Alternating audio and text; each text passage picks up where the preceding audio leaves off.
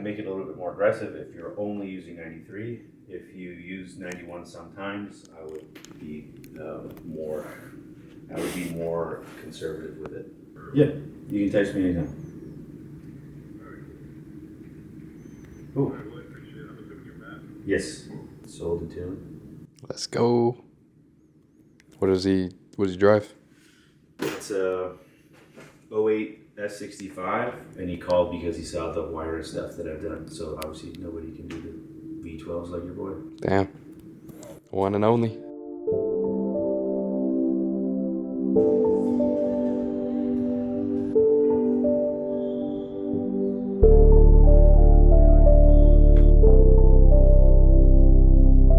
We are tuning a Volkswagen Bug. Please, Third time. he's not wrong. That's accurate. You're not wrong. You're just an asshole. All right, today we're making history again. We're tuning a Bugatti Veyron, the fastest one in the world. Not yet. After I mess with it. This is the third time we're doing it because there's always a mechanical issue. After the last time we tried to tune it, there was a mechanical issue. I knew it was a mechanical issue because I know what I'm doing, but the car wasn't responding. What was happening is the passenger bank was boosting to the moon, and the passenger side or the driver's side was doing what I was asking. So I knew there was some kind of mechanical issue. Now I talked to a Bugatti tech. There's like 3 of these guys in the world. Wow. So I talked to one. I start telling him about the car. He's like, "Is this Houston's car?" I was like, "Yeah." He's like, "I told him it'll never run. He's wasting his time. Don't touch the car." And I'm sure Houston's like me. When you hear that, you're like, "Okay, we'll see then." Mm-hmm. So I want to prove that guy wrong, and I'm sure Houston does too. Mm-hmm. So today, barring an act of God, we're going to set a record again. And I've spent so much money trying to get this car done. This is the 3rd time we've come out. I fly a videographer out. I have my minion for moral support. And then I also paid a bunch of money for the map definition file, the demos file. You can't even get it. Like, nobody on the internet has this file. So it cost me $5,000, right? But this is like a, it's a hero car. It's something that also, like, we're doing something with turbos, upgraded turbos. No one's ever done it before. So I want to make sure I do it right. So I have to have the definitions of every single bite. My girlfriend's asking me, like, "Oh, what are you guys doing tonight?" I'm like, "Oh yeah, we're going to the strip club." I'm in bed at 8 p.m. We were in bed at 5. Don't tell people that. And I just made the file for today because I'd rather get it done early. So rather than being at the dyno and scramble, I took the information that I got from the last couple times we were out here. I've been staring at the code to understand what's going on and how I should approach it, and also knowing that he wants flames. Yeah, I made the file last night instead of going out and partying or drinking or having fun. And then once this car is done, once I have the record again for something cool, then I can relax and have fun. Yeah. I still probably won't, but I can.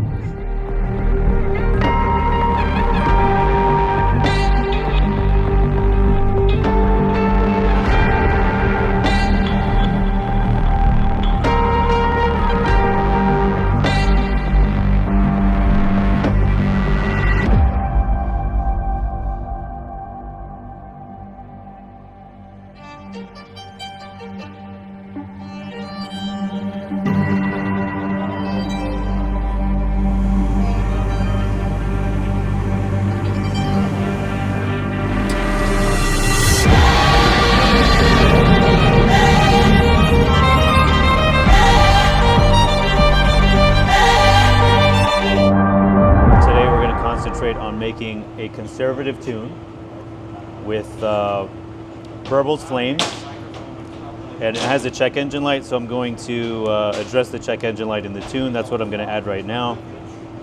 We're going to strap the car, do bass lines, see what it does. If I need to adjust my tune, I will, based on what it's doing. It's the first time I think we'll see clean pulls on this car. This is the 3rd time we're trying to do it. but all the mechanical issues have been taken care of, and now it's time to make history.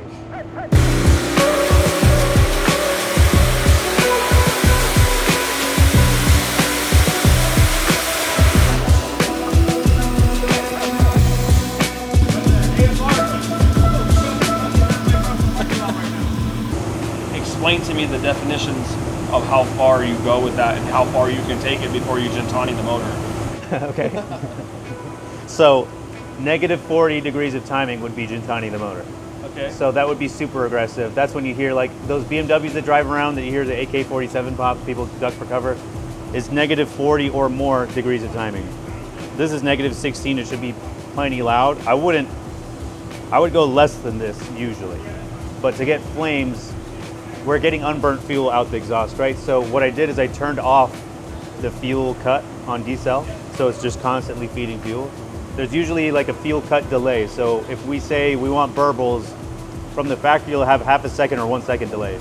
Now it's just like an infinite delay. So as soon as you let go, there's still gas being fed through it. You don't have cats eating it up, so flames will come out. Negative time will also get unburnt fuel out the exhaust. What happens if you let off the accelerator for a while? Well, you can only be in gear while it's decelerating for like how long does it take to fall from red line down? Like less than 10 seconds, I imagine. So it's basically like what we do on Aventadors and all this stuff. Those cars that do flames from the factory, it's basically the fuel cut's turned off anyway. It's a fuel efficiency What's thing. flame from the factory cars? Like Aventadors do it, Oh, okay. 600 LTs do it. So there's just a fuel cut delay, and Yeah. turning it off is how you get big flames. What grenades the motor? If you go really aggressive with timing, you'll basically wash out the cylinder walls and it'll seize. Or you're increasing heat so much that something wears down. And So then why would someone want to do that? It's a good question. It sounds cool. Yeah, so like, yes. Yesterday I had a C63 ask me, I want to shoot flames. I said, we're not going to do it. A long exhaust from there to there to get that much unburned fuel, there's no safe way to do it. Yeah. The cars with mid or rear engine, it's a short exhaust. They kind of do it anyway. So I don't have to be aggressive with it.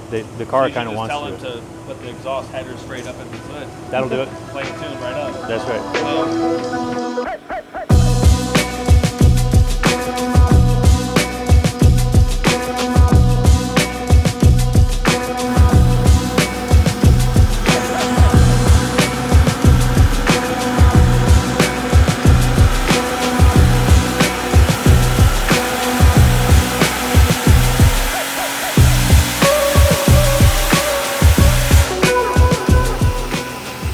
We're about to run it again. I don't remember anymore. Well, I looked at the graph. I saw that there's a big difference in power after 3,500 RPM, and I was wondering why. Because the torque maps aren't saying to do that. It's not dropping off. Then I found that there's timing adjustment doing it. So I tried to smooth it out. If you remember, the baseline was really choppy, and I said I wanted to address that. And our tune file, smooth. So now it's time to actually make power.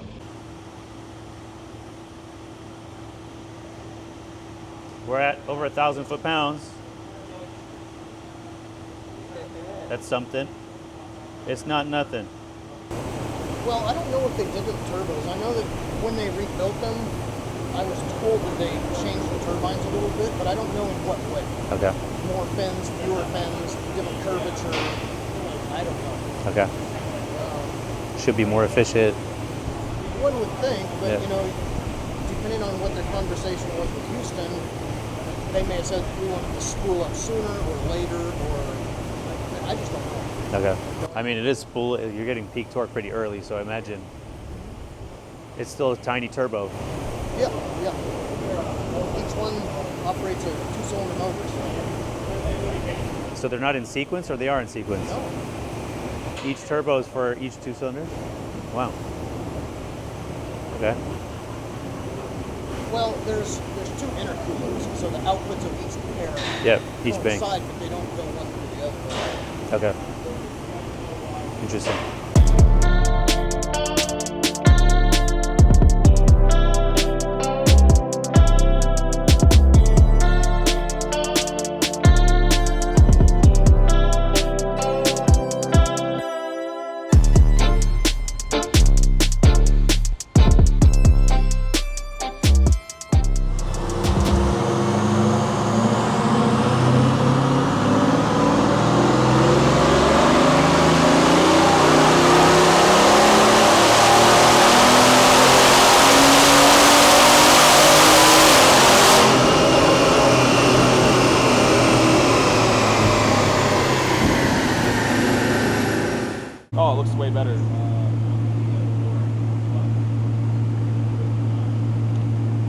car we're out of the day.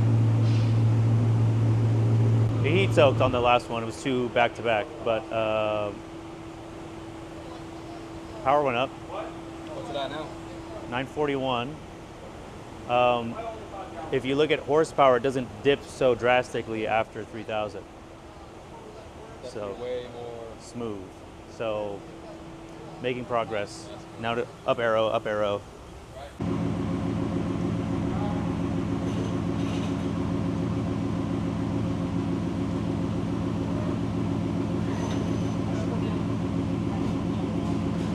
So this is a torque limit for low fuel. So if the fuel tank is low, after 3,000 RPM it cuts torque. I don't think we're on that right now, but I found a bunch of limits that I'm changing. It's another one.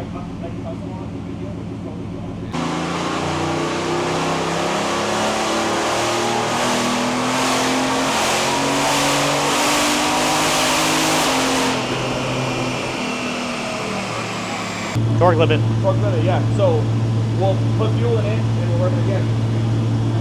See how far Steve it is. You want to have gas, right? Right. Something would blow off.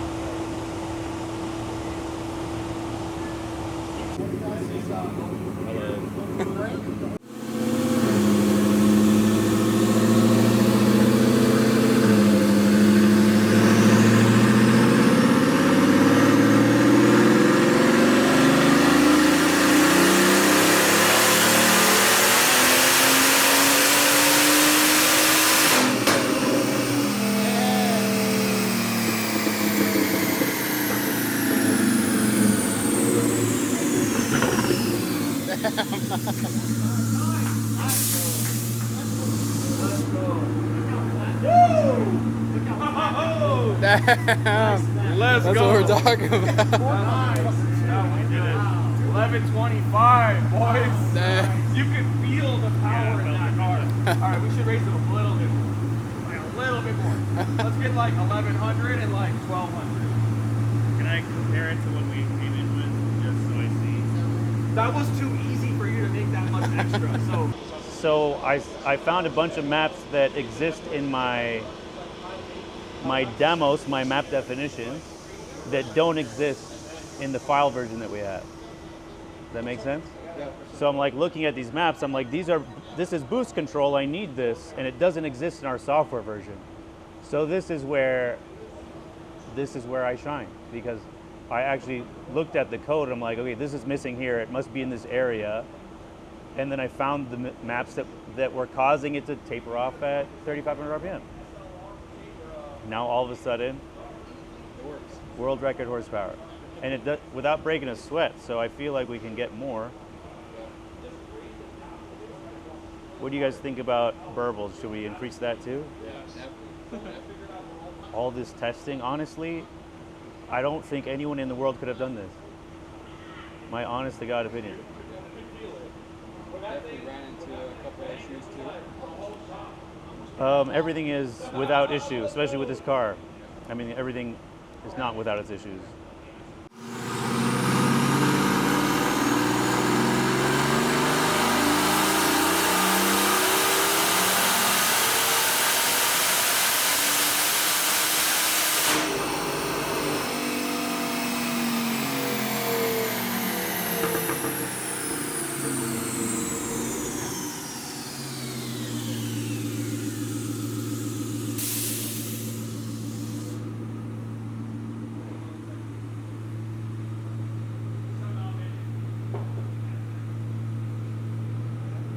Hi, we did it. So I want to talk about why this was challenging. This is the third time we've been at the dyno with this car. I think I mentioned that. And to prepare for it, even though I am familiar with these ECUs, these are Bosch MED9s. They're in BMWs, Audis. I did an Audi R8 last week actually with these ECUs. The V8, it's very similar actually. I bought the map definitions from the factory. It's smuggled out, basically. It's very hard to find, and it cost me $5 grand. I had a tuner ask me for help on how to tune one of these and ask me to buy that file, it's not for sale. Like these types of things are hard to come by, and I lose my contacts if I try to sell it. So it's just to help me do my job.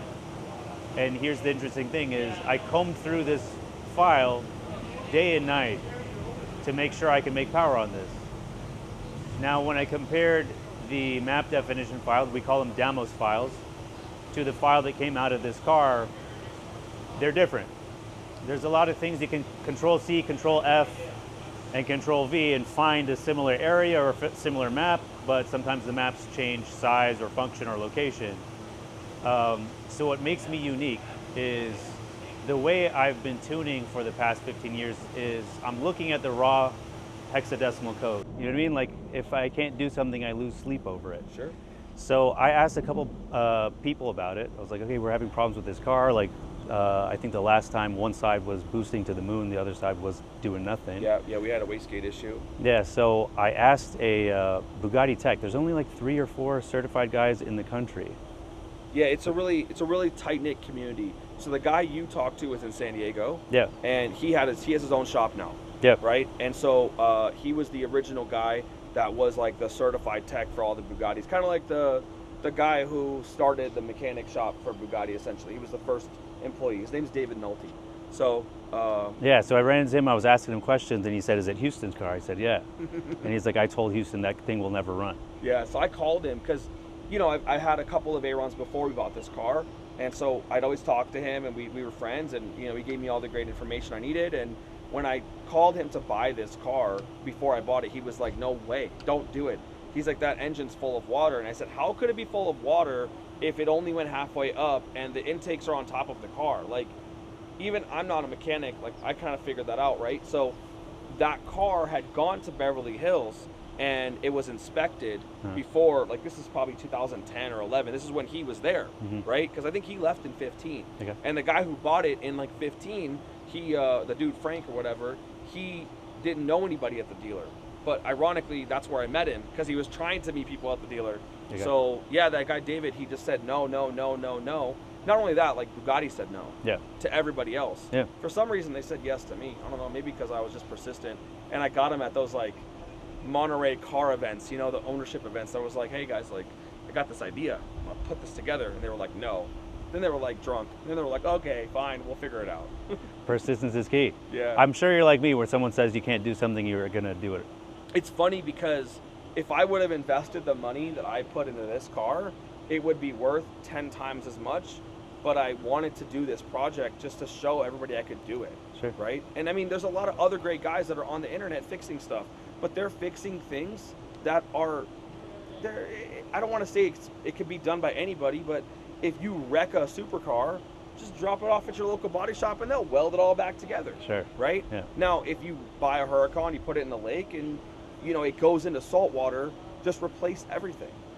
The fact of the thing is that no one has ever taken a Bugatti apart in history, right? The dealers haven't ever taken the engine out of the car. Yeah, I heard that. I'm the only one that's ever taken an engine out of a Bugatti. So it's kind of like, that's why it was so challenging, because there was never there's no experience. Yeah. Right? So yeah, that's what I wanted to do. I wanted to finish the car. I wanted to like get it done. And now we made it better. Yeah. We changed the interior. I mean, yeah, obviously it's subjective, but you know, it makes more power. Look at the way it sounds. Yeah. That was all me. Very unique. I mean, it sounds crazy. I wish we had 2 here, that we could load a stock one on, and then people would see it back to back to feel the difference. Yep. So, yeah, it's pretty wild. But yeah, David was wrong. Maybe I should drive it to San Diego and just do some donuts in David's parking lot and then leave. It's a good idea. He's watching these videos for sure. Yeah? Yeah. Oh, absolutely. Tell him I told you so. All right, you want to run this last thing? Let's do it, yeah. All right. Let's get some hero numbers. Let's go, baby. Okay, Andy, let's go. We're all so dusty. He's got it on his shoulder. Your back entirely this. It's on your ass too. My ass? No. My ass. What even is that? It's hard work and dedication, baby. It's hard work.